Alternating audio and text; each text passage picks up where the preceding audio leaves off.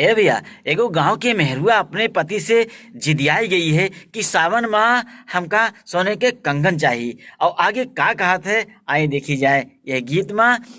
यह वृत्तांत का गीत के रूप दीन है हरिहर जी निर्मल और स्वर दीन ही स्मृति लवली। आई ये गीत के पूरा आनंद लिया जाए। अब की सोने के गढ़ाए दा कंगनवा पिया, आयल बासवनवा पियाना। अब की सोने के गढ़ाए दा कंगनवा पिया, आयल बासवनवा पियाना। अब की सोने के गढ़ाए दा कंगनवा पिया, आयल बासवनवा पियाना। जब तक कंगन ना गढ़ाया,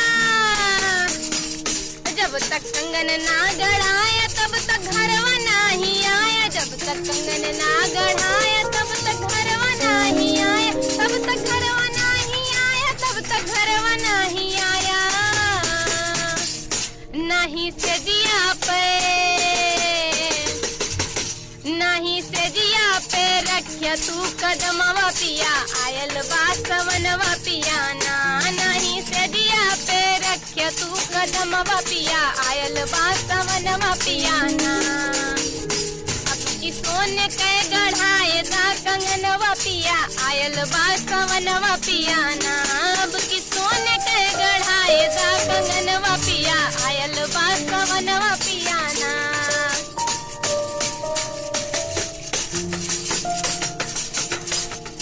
सोने के गढ़ाया हीरा मोती लगवाया, कंगन सोने के गढ़ाया हीरा मोती लगवाया। हीरा मोती लगवाया, हीरा मोती लगवाया। वह लंबा लगवाया,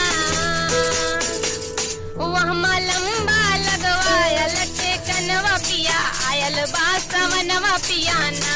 वह लंबा लगवाया, लट्टे कनवा पिया, आयल बासवनवा पियाना।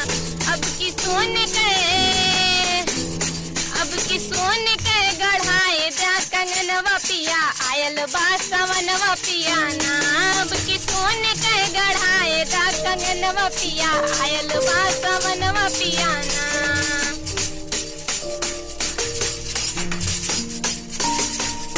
अब की नई हरे जो जइबे, अब की नई हरे जो जइब, बदन जेवर से सजइब, बदन जेवर से सजइब, बदन जेवर से सजइब। मिले सखियन संग, मिले सखियन संग झुलबे झुलनवा पिया, आयल बासवनवा पियाना। मिले सखियन संग झुलबे झुलनवा पिया, आयल बासवनवा पियाना। अब की सोने के गढ़ाए दा कंगनवा पिया, आयल बासवनवा पियाना। अब की सोने के गढ़ाए दा कंगनवा पिया, आयल बासवनवा पियाना।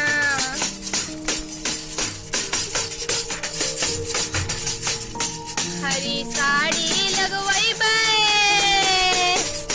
हरी साड़ी लगवाइबे। हाथ कंगन से सजइबे, हाथ कंगन से सजइबे, हाथ कंगन से सजइबे।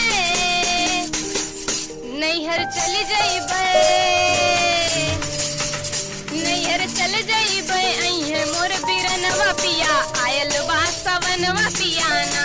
नैहर चल जइबे, अइहे मोर बिरनवा पिया, आयल बासवनवा पियाना। अब की सोने के, अब की सोने के गढ़ाए दा कंगनवा पिया, आयल बासवनवा पियाना। अब की सोने के गढ़ाए दा कंगनवा पिया, आयल बासवनवा पियाना। अब की सोने